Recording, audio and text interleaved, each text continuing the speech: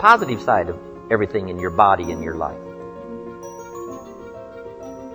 Sometimes we sabotage our own best interest. The body needs a banana, you send it a Coca-Cola. And the body says, what is the deal here? I'm health trying to drive illness into a small corner. I ordered a banana, you send me a Coca-Cola. So the body could rightfully say what? Whose side are you on? Give us a break here. We need every tool we can get to keep illness at bay. Because if we get weak, I'm telling you, it moves in, takes the territory. So we're in the middle of this contest, and here's what it's called: opposites in conflict. Here's one of the bigger conflicts: liberty and tyranny. Liberty is the absence of tyranny. But even though tyranny is conquered, it's not very far away. The same goes on in your bloodstream.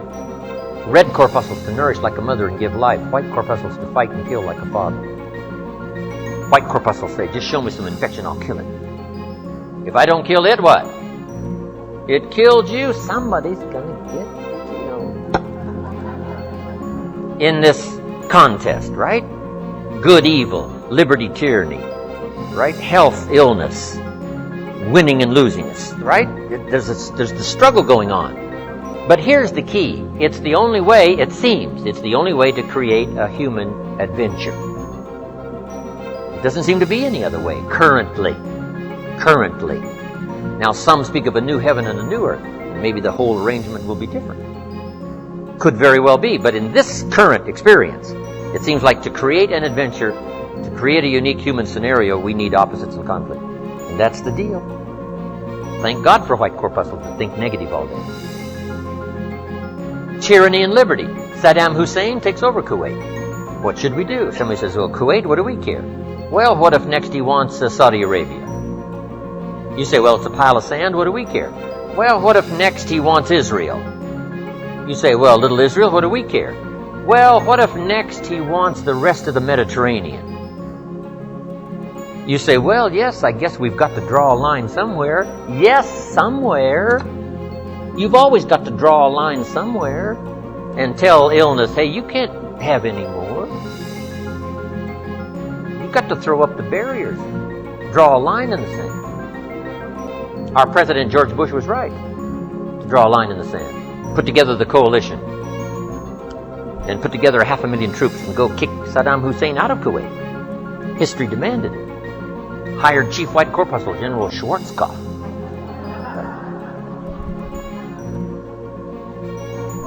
I met the general a couple of times. He was the man to send. So, liberty and tyranny in a contest. And it's the only way to have a civilized society. Tyranny cannot be rehabilitated. Tyranny can only be restrained. So for Saddam Hussein, we put a no-fly zone on top and a no-fly zone on the bottom. Right, to contain, so that liberty would have a chance. The citizens of the world would have a chance. That the world would have a better chance. And we've got to fight these skirmishes. We've been fighting them forever. We've got to fight them forever. Whether they're inside your own body or whether they're in politics, no matter where they are. We must play this game. We must fight this game. But here's what it creates. A great adventure. Let me give you the ultimate now. Could you win if you couldn't lose? And the answer is no, it doesn't seem like it. You couldn't call it winning. You can't win if you couldn't lose. So that's the deal now. Negative, positive. Would there be negative, positive without negative? No, it doesn't seem like it. It seems like this is the current setup. You know, for the foreseeable future. It looks like it's been that way as long as we can remember and as long as the history tells us. So, here's what you want to do if you want the adventure. You must learn to play this game. To work with all the positive forces to defeat the negative forces as early and as soon and as much as possible. To contain the ravages of disease that want to take you early. You've got to fight back. You can't just leave it. Somebody says, well, I got my fingers crossed. Not a good philosophy. You've got to take your vitamins. You've got to do the stuff. You've got to do the deal. Jump on the positive side of whatever you want and see if you can't help out in this warfare and this push-shove match. That's the key. So in the summer, here's what you must do. Nourish the plants and the garden. Nourish your values like a mother. Give life. Whatever you start now, you must nourish it and give it life. Don't neglect a new life if you've started a new life. What if you said to a brand new mother, "Where is your baby?" She says, "I have no idea." You would say, "No, that isn't right." If you start a new life, you must care for it. You must protect it. You must give it life, give it nourishment. Now here's the other part. You must protect it like a father. That's why the old wise man said, we must learn to love and hate. So underline that. You must learn to love and hate. And the illustration he used was, you must learn to love good and hate evil. To deal with the weeds in your garden, you got to hate weeds. You got to hate them enough to what? Kill them. You can't say, "Well, poor weeds." Say, "No, this ain't the deal, poor weeds." Don't go soft on this stuff. You got to hate evil. You got to hate the weeds that are out to destroy your garden and rob your children of the nourishment they deserve. So, here's the deal. Love like a mother, hate like a father. And here's the rest of it. Give life like a mother and take life like a father. You've got to take the life of the weeds, or they will take the life of your garden. Somebody's going to get killed. Remember? So you must be like a father. Any father would say to whatever threatens his family, "Take 3 more steps toward this family, you'll cease to exist. I'm father. I kill." So send out the warning. Send out the signal. Both mother and father reside here. Mother nourishes and father gives protection. And yes, it's possible to love like a father and hate like a mother, just so you get both done.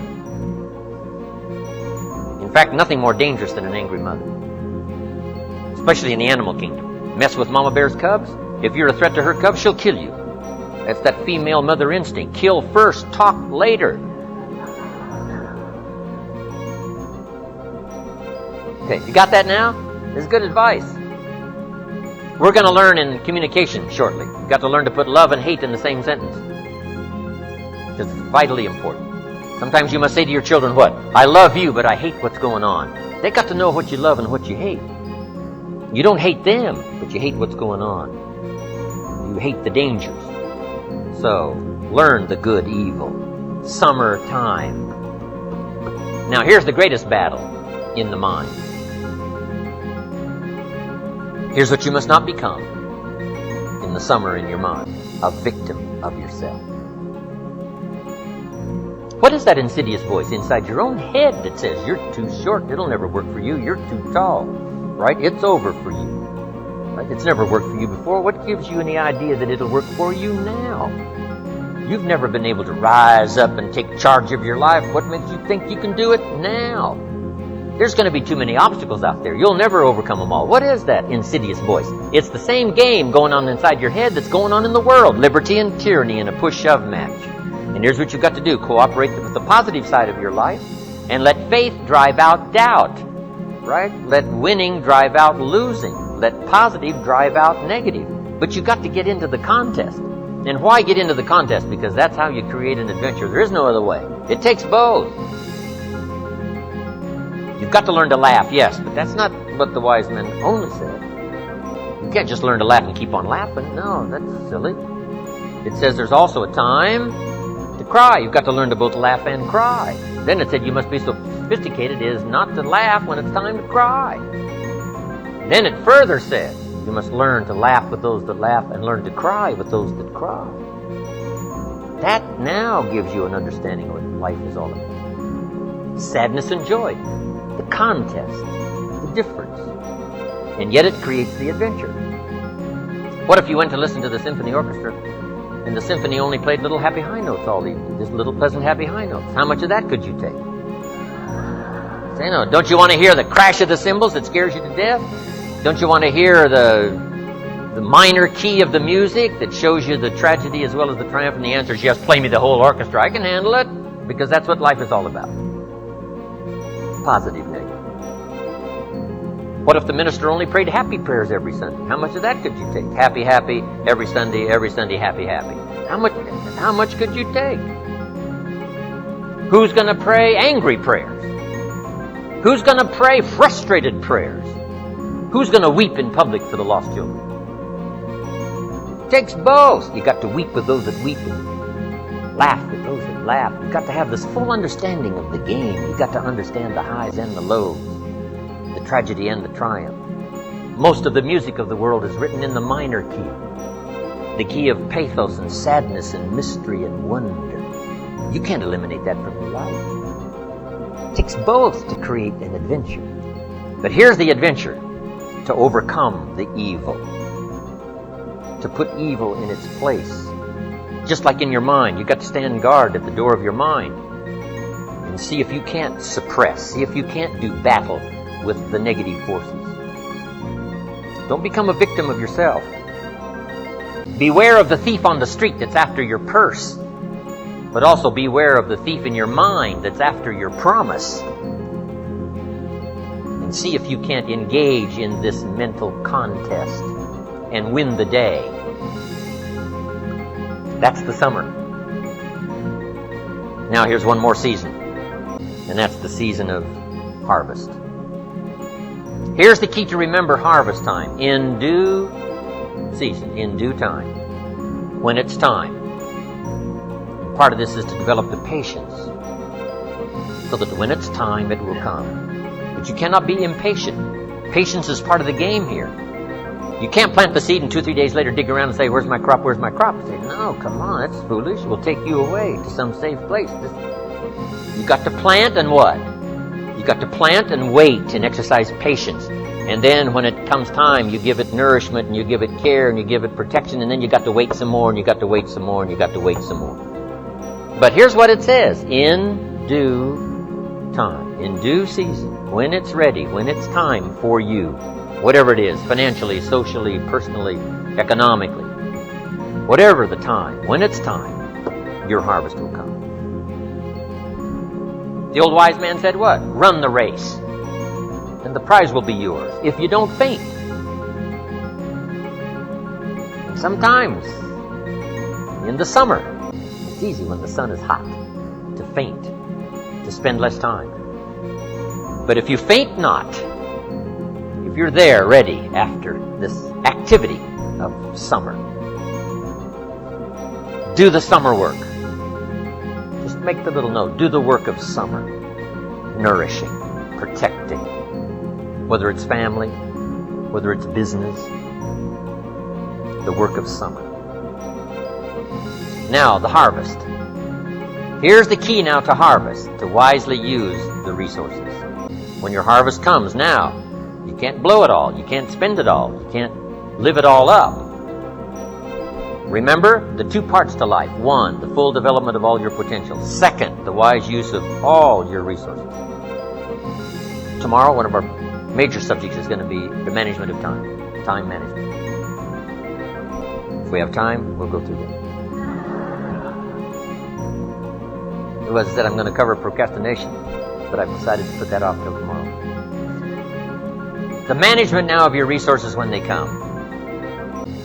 An ancient story says they took the 7 years of plenty and they didn't live it all up. Make the note. You must take the 7 years of plenty and not live it all up. What did they do? They used the 7 years of plenty to get ready for the next 7 years of famine. The first 7 to prepare for the next 7. We'll talk more about that tomorrow under financial independence. So the subject of the season, so vital, so important. Such a great illustration to almost every life situation you can think of. It'll help your kids, it'll help your business, it'll help your management people, your sales people, everybody. This could be one of our best seasons in terms of the world. The turning of the century, everybody's thinking about the year 2000. A new century, a new millennium, a new beginning, a new chance, a new opportunity for world cooperation, national, international cooperation. What can we do? to play our small part in the whole wide-ranging scheme of things. It's good that everybody's thinking about this. This could be a new time, a new chance, a new opportunity. Right? Yes, we've blown it in the past. We've messed it up in the past, but maybe, just maybe this time, there's enough technology and enough sanity and enough spirit and enough righteousness and enough rightness, enough stuff to make this, the opening years of the next centuries, some of the most promising years in the last 6,000. Wow. Now make these quick notes and we're going to take a break. The 4 steps to success. These personal development subjects are just vitally important. The first step to success is good ideas. You must be a collector of good ideas. Here's where my mentor did me the greatest of service, and that was keeping a journal of good ideas. Here's what he said: don't trust your memory. What classic information. Don't trust your memory. If a good idea comes, jot it down. 1, so you can review it. 2, so that you capture it. It won't be lost. So all those years back then, I started keeping a journal. I got journals you wouldn't believe. Little cheap ones when I first started. Remember the Gregg shorthand? Little books, little spiral things? I used those. You say, you must be broke. Yes, I wasn't doing very well, so it cost, I don't know, a quarter or something. Now my journals are expensive. This one costs $42. And I wished it would have cost more, because I'm doing really well. My journals. But if you look at all my journals, you can tell how my life was going. Say he was poor here, and it looks like he was rich here, and then he was broke again, and now it looks like he's rich again, for sure. So, but here's the key, and we'll talk about this more also under time management. Something to pass on to the next generation. The collection of ideas that made you healthy. The collection of ideas that turned your life around. The collection of ideas that caused you to learn extra skills and got the extra income. The wise use of your resources, the ideas you found on how to do that. Think of passing this on now to the next generation and the next generation. This is so valuable. But mostly now, primarily for your own study. So you can go back over what you've collected. And in a now different place, same ideas, but now that you're in a different place, you'll see it in a whole new light on how it will help change your business, help change your career, your future, relationships, and all the rest. Keeping a journal, right? Now this is for serious students. Non-serious students don't need to keep a journal. But for serious students that are serious about their health and serious about their future, serious about gathering things to make a contribution to others, keeping a journal. That's important. A collection of good ideas. First step to success. Here's the next step. A good plan. You got to have a good plan. You got to have a good health plan. My mentor asked me when I'm 25, Mr. Rohn, what's your current plan for your financial future? And I said, I don't have one. Right? And that was obvious. I said, you got to create a plan. A good financial plan. If we finished the seminar tomorrow and you lingered a while and gave me the details of your current financial plan for the future, would I get so excited about it I'd go across the country and lecture on it? You say, no, Mr. Rohn, you probably wouldn't want to lecture on my plan. My next question would be what? Why not? Have you reached this point in your life's maturity and you don't have a plan that's got you up early and keeping you up late that you're excited about unfolding? We're going to talk more about this tomorrow under Financial Independence. Here's one of the first things you must do if you're a parent. Build a financial wall around your family nothing can get through. Build a financial wall around your family nothing can get through. Now there's other protections that a parent must engage in. But here's one of the first ones, since it's so possible living in America. A financial wall around your family, nothing can get through. Got to have a good health plan. You can't be out of breath after the year 2000. You got to have the vitality, right? You got to have the breath. You got to have the vitality. So you got to have a good health plan. You got to have a good financial plan. You got to have a good plan for your goals and plans and dreams, and we're going to get into our workshop tomorrow. We'll go through all of that.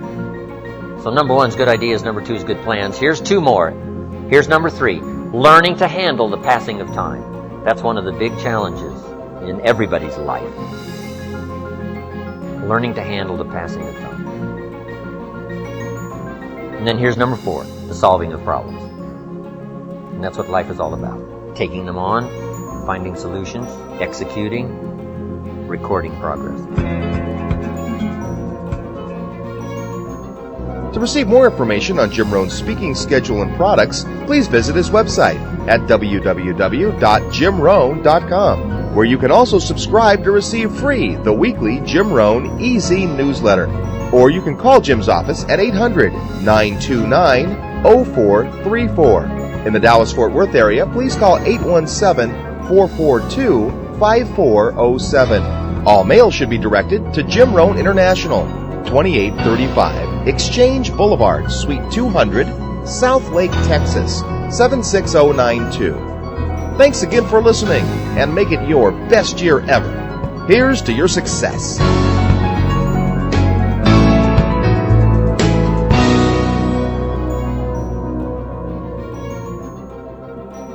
Hi everybody, this is Jim Rohn. Over the years, I have repeatedly encouraged people in search of the good life to make use of a journal. Invariably, at the conclusion of a seminar, a number of people are sufficiently inspired by learning of the effect journals have had on my life to start using one of their own. Unfortunately, inspiration and enthusiasm quickly fade in the face of all those blank pages.